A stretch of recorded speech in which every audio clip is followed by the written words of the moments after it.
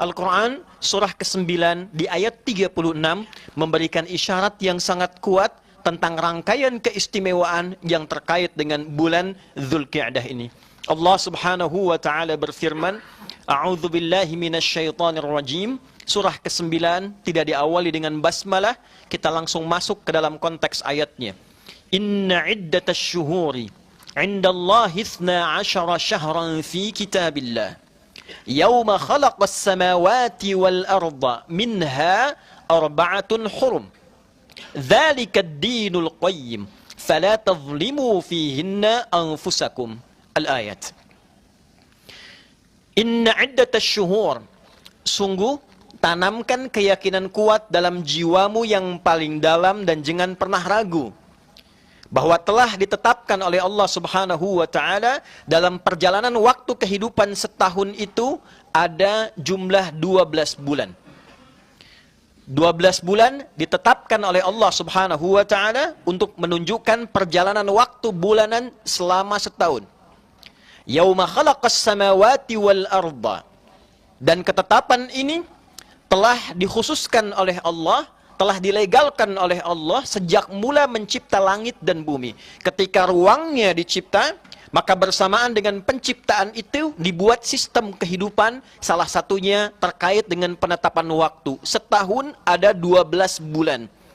Anda jamaah boleh riset, boleh baca, boleh kaji. Silahkan cari kitab suci dimanapun yang menunjukkan setahun ada 12 bulan. Anda akan dapatkan itu dalam Al-Quran surah ke-9 di ayat ke-36. Minha arba'atun hurum. Dari 12 itu dipandu kita agar mampu menata dan memberikan konsep kehidupan yang jelas selama setahun itu sehingga kita punya agenda yang jelas. Jangan sampai ada manusia beraktivitas tidak tahu apa yang akan dikerjakan. Tidak paham bulan ini mau mengerjakan apa. Tidak punya rencana bulan depan akan kemana. Tidak punya kegiatan yang disiapkan 3 bulan ke depan apa yang mau dikerjakan. Maka Allah memberikan contoh kepada kita, dibagilah dalam 12 bulan itu kepada beberapa periode. Dari 12 bulan itu ada 4 bulan yang disebut dengan bulan hurum. Minha arba'atun hurum. Dari 12 bulan itu secara konsepsional dalam berkehidupan Allah berikan pengajaran kepada kita. Coba jadikan 4 bulan untuk mencapai target-target tertentu. Apa contohnya ya Allah? Aku tunjukkan arba'atun hurum. Ada 4 bulan disebut dengan bulan hurum. Dzalika ad-dinul qayyim. Itulah konsep beragama yang lurus, yang jelas. Agama harus memberikan arah, ada vektornya, ada panduan berkehidupan. Apa yang harus dikerjakan, apa yang harus ditinggalkan. Harus jelas menunjukkan kepada kita apa yang baik bagi kita yang soleh, apa yang tidak baik yang harus ditinggalkan yang salah. Hidupkan hanya demikian.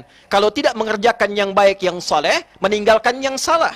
Bagaimana mata memandang dengan soleh, menghindari yang salah. Bagaimana lisan bertutur yang soleh, menghindari yang salah. Bagaimana kaki melangkah pada yang baik, menghindari yang buruk. Demikianlah panduan kehidupan mengajarkan kepada kita. Sesuatu yang baik, yang sukses, harus dimulai dengan rencana yang terukur. Dan diarahkan kepada yang benar, dengan meninggalkan yang keliru. Inilah ketentuan agama yang benar. Fala tadhlimu fihinna anfusakum. Maka 4 bulan ini dijadikan latihan oleh Allah untuk menggali kembali potensi diri kita. Menghindarkan segala yang tidak baik. Menghadirkan yang baik-baik.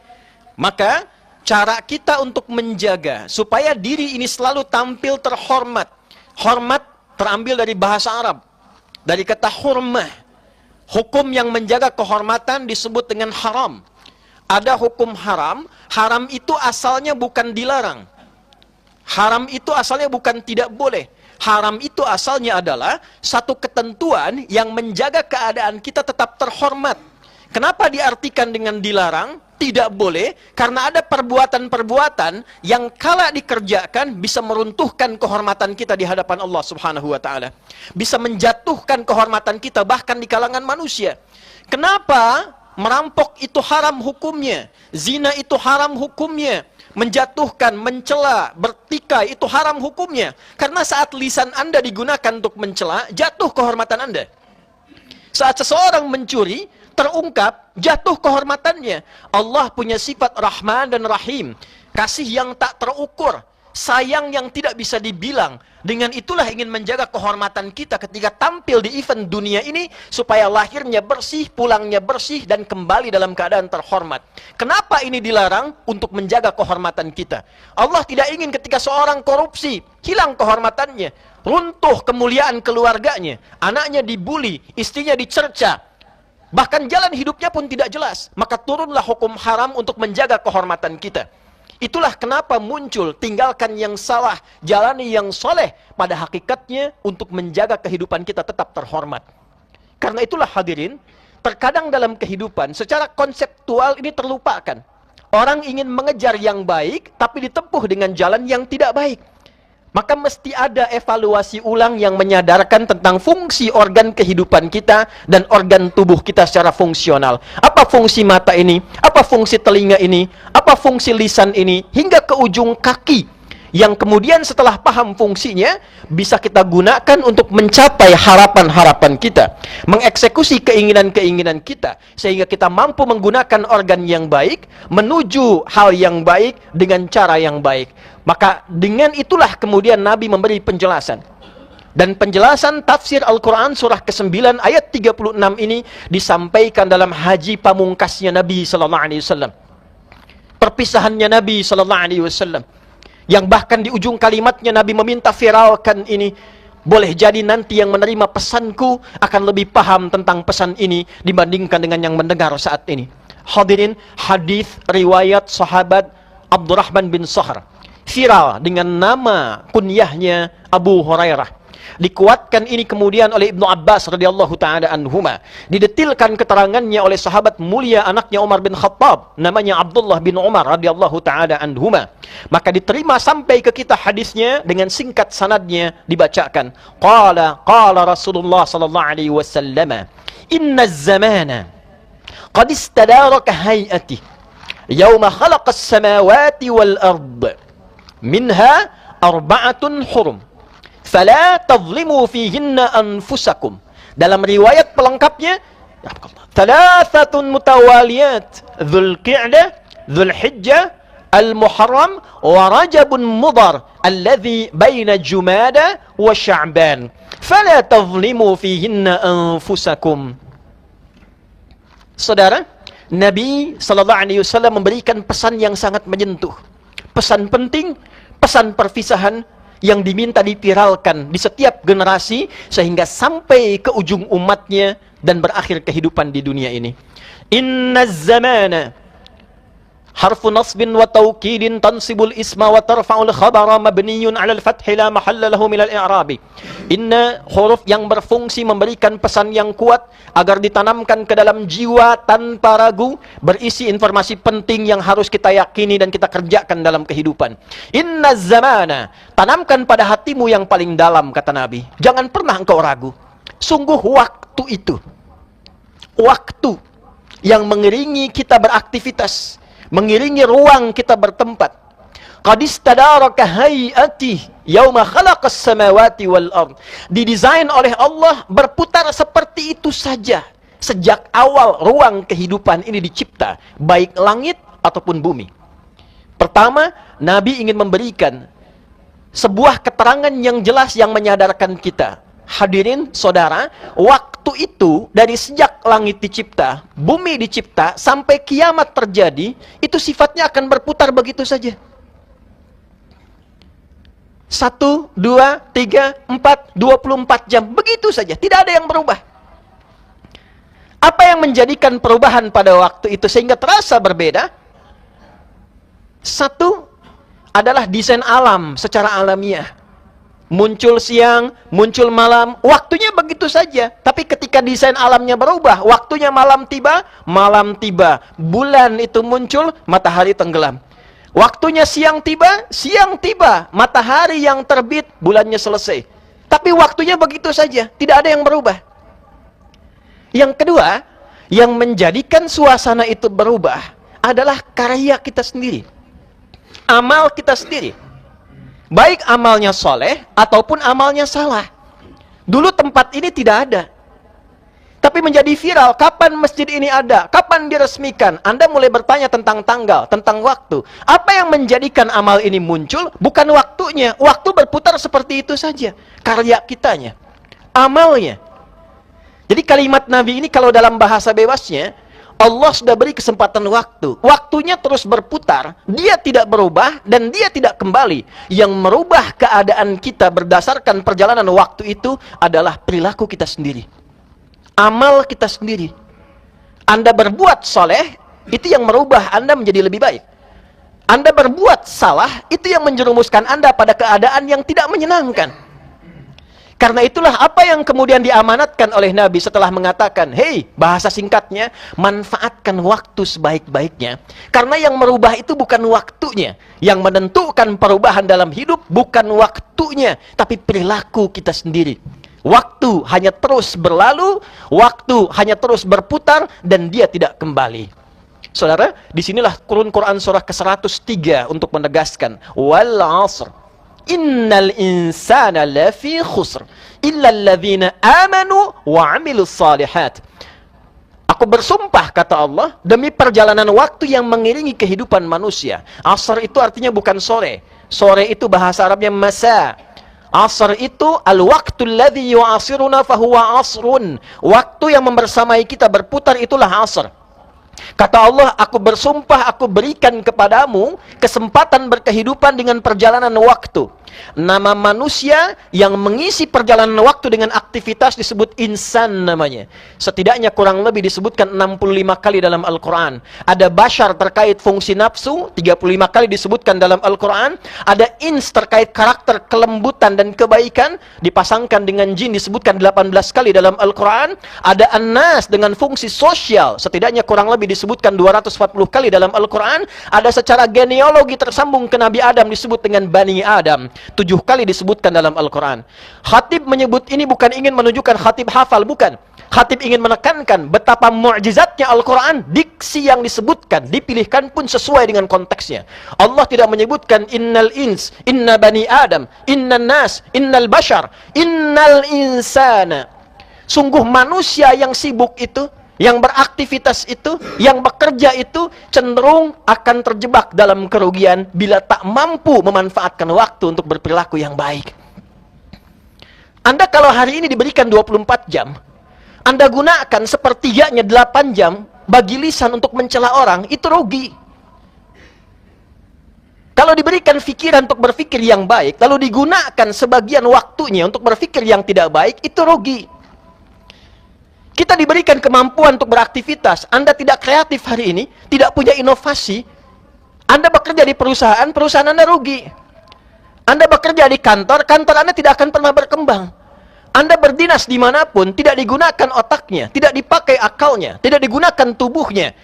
Sedangkan waktunya terus berjalan. Jadi kalau karirnya tidak berkembang, kalau pekerjaannya tidak berubah, omsetnya tidak dapat, ilmunya tidak tumbuh, IPK-nya tidak muncul, jangan salahkan waktunya. Kembali evaluasi, apa ide yang belum muncul dalam diri kita? Amal soleh apa yang belum keluar dari dalam diri kita? Kreativitas yang baik apa yang belum muncul dalam diri kita? Illalladzina amanu wa amilus salihat. Kecuali orang-orang yang yakin kepada Allah dengan hakikat penciptaannya, lalu dengan keyakinan itu dia mengkreasikan amal soleh dalam hidupnya. Maka itulah kemudian Nabi berpesan, perhatikan kalimatnya. Yauma khalaqas samawati wal arda minha arba'atun hurum. As-sanatu 12 syahran. Setahun ada 12 bulan. Manfaatkan. Bikin peta, bikin roadmap, bikin jalan hidup. Setahun ke depan mau apa? Lalu minha arba'atun hurum. Kalau belum paham, bagi, kata Nabi, dalam 12 bulan itu coba bagi 3 bagian. 4 bulan, 4 bulan, 4 bulan. Dengan konsep yang sama, 24 jam bagi 3 bagian. 8 jam, 8 jam, 8 jam. Tubuh kita manusia kan cuma 3 unsur. Unsur tubuh, body, fisik, jasmani. Unsur akal, aklani, intelektual. Unsur roh, rohani. 3 bagian ini. Sudahkah kita penuhi haknya dalam sehari? 8 jam fisik, 8 jam akal kita, 8 jam spiritual kita. Jangan-jangan 10 jam buat fisiknya, 2 jam buat akalnya. Sisanya buat rohnya. Atau jangan-jangan 10 jam buat fisiknya, 10 jam buat akalnya, rohnya cuma dapat 4 jam. Atau jangan-jangan rohnya tidak pernah mendapatkan bagiannya. Sehingga muncul penyakit hati, iri, dengki, capek, lelah, malas, sibuk, gelisah. Tidak dapat bagiannya. Maka minha arba'atun hurum. Jadikan ada hari-hari, bulan-bulan untuk evaluasi diri, kata Allah. Kembali untuk menata kehormatan diri kita. Saudara, kita ini terlahir sebagai makhluk terhormat. Quran surah 17 ayat ke-70. Walaqad karamna bani Adam. Wa hamalnahum fil barri wal bahr. وَرَزَقْنَاهُمْ مِنَ الطَّيِّبَاتِ وَفَضَّلْنَاهُمْ عَلَى كَثِيرٍ مِّمَّنْ خَلَقْنَا تَفْضِيلًا. Pastikan pada dirimu, yakinkan pada dirimu, aku ciptakan semua anak cucu Adam itu dalam keadaan terhormat, mulia semua. Itulah sebabnya kita harus punya keyakinan. Kita ini orang hebat, orang mulia, punya potensi apapun untuk mengerjakan apapun. Tugasnya khalifah, pemakmur, pensukses, pembawa manfaat dalam kehidupan di bumi ini. Tidak ada orang bodoh. Yang ada adalah manusia yang tidak yakin dengan kemampuan dirinya. Nah, hadirkan ruang-ruang untuk evaluasi itu. Bagi ke dalam 3 bagian. Setiap 4 bulan, 1 bulan, evaluasi kehormatan kita yang belum muncul itu. Kembali pelajari lagi. Kalau sudah paham algoritma dirinya, paham tentang kemampuannya, paham potensinya, bikin peta jalan ke depan. Saya bakatnya di bidang A. Kalau belum ketemu, siapkan diri kita. Pilih jalan hidup apa yang mau diambil. Dari 4 bagian kita pilih. Dengan ilmu, mau cari harta, kedudukan, atau dengan tenaga. Ilmu seperti Ali bin Abi Thalib radhiyallahu taala anhu, kedudukan seperti Abu Bakar As-Siddiq radhiyallahu taala anhu, harta seperti Utsman bin Affan radhiyallahu taala anhu, ataupun tenaga seperti Bilal bin Rabah radhiyallahu taala anhu. Anda ada di mana? Disitulah kehormatan kita dibawa sampai pulang kepada Allah Subhanahu wa taala. Kalau sampai Jumat ini belum ditemukan, renungkan sejenak. Setelah dapat itu, kembali. Fa'idha qudiyatis salatu fantashiru. Kalau Jumat selesai, bawa renungan itu, bertebaranlah dengan semangat baru yang kita kobarkan. Kita makhluk terhormat. Kapan menjadi terhormat? Ketika kita hindarkan yang salah dan pedomani yang soleh. Maka penutup khutbah ini ingin melengkapi dengan keterangan Ibnu Umar radhiyallahu taala anhuma ketika menjelaskan penutup hadis ini dalam kesempatan haji wada'. Nabi mengatakan dalam bahasa terjemahan yang bebas, yang mudah kita cerna, kalau sudah jelas ini semua, bersatulah kita untuk mengerjakan yang baik-baik. Sehingga kebaikan itu menjadi kebaikan kolektif. Maka kata Nabi, 1, jangan menyimpang dari kebaikan. Jangan menyimpang. Evaluasi sampai Jumat ini, fungsi lisan apa? Jangan menyimpang. Man kana yu'minu billahi wal yaumil akhir falyakul khairan aw liyasmut. Siapa yang merasa beriman akan dihisab di hari kiamat oleh Allah, maka gunakan lisannya berkata yang baik. Tak mampu, diam. Jangan menyimpang dari kebaikan dengan lisan. Jangan menyimpang dari kebaikan dengan pendengaran. Di kantor Anda punya aturan, jangan menyimpang dari aturan kantor. Di dinas Anda punya aturan, jangan menyimpang dari aturan kedinasan. Ada konsep kehidupan manusia yang dibuat manusia memberikan kestabilan dalam lingkungan yang khusus. Sepakat semua, jangan menyimpang. Hukum Allah untuk kebaikan semua dan tidak mungkin bertentangan dengan kebaikan yang direncanakan manusia. Jangan menyimpang. Kata Allah jujur, jujur. Begitu menyimpang, runtuh kehormatan Anda. Kata Allah jadi suami yang baik, jadi baik. Ketika keras, ketika menyimpang, runtuh kehormatan. Demikianlah kita bawa sebagai anak, sebagai suami, sebagai ayah, sebagai hamba, sebagai warga negara, dan puncaknya sebagai hamba Allah Subhanahu wa taala. Jangan menyimpang. 2 kata Nabi, jangan saling menyakiti. Jangan saling menyakiti. Diharamkan menumpahkan darah saudara-saudari kita. Diharamkan menyakiti baik dengan lisan kita, dengan perilaku kita. Dan setelah itu, tingkatkanlah takwamu kepada Allah, yang dengan takwa itu membuat kita semakin lebih baik. Dalam kesempatan yang lain, kita akan bahas tentang takwa itu, ada berapa bagiannya, kenapa disebutkan 240 kali, apa kaitan takwa dengan algoritma kita, dan kenapa takwa disebutkan sebagai bagian pembuka khutbah. Setiap kali orang berkhutbah, setiap kali khatib membuka khutbahnya, pasti wasiat pertamanya adalah takwa. Di kesempatan lain, kita akan gali itu semua, tapi kalimat Nabi terakhir, setelah engkau sadar dengan hidupmu, engkau siapkan rencana hidupmu, keluarkan potensimu, jangan menyimpang, jangan saling menyakiti. Kata Nabi, viralkan kalimat ini kepada siapapun yang mampu engkau jangkau. Karena boleh jadi yang mendengar itu lebih paham maknanya dibandingkan orang yang menyampaikannya. Anda bisa bayangkan jika ada proklamator kita mengatakan dengan tempo yang sesingkat-singkatnya tentang kemerdekaan dan isinya, lalu mengatakan viralkan pada anak-anak kita, generasi kita, orang-orang Indonesia ke depan, tentang perjuangan kita supaya mereka bersatu dan memakmurkan negeri ini dengan cara yang baik. Diviralkan, diviralkan, diviralkan. Jadi sesuatu. Manusia bukan hanya homo sapiens yang berpikir, tapi dia juga homo narans yang hidup dengan cerita, hidup dengan narasi, termotivasi dengan cerita-cerita yang motivasi dirinya. Ini bukan cerita, ini bukan narasi, ini sabda Nabi yang menuntun kehidupan kita. Viralkan bahwa kita makhluk terhormat, viralkan bahwa kita punya masa depan yang tertata, dan viralkan bahwa kehidupan kita hanya bisa bermakna jika diisi dengan nilai-nilai kebaikan yang menjaga kehormatan dan kemuliaan kita. Barakallahu li wa lakum fil Qur'anil azim wa nafa'ani wa iyyakum bima fihi minal ayati wa dzikril hakim wa taqabbala minni wa minkum tilawatahu innahu huwas sami'ul alim. Ud'ullaha yastajib lakum wa lana jami'an.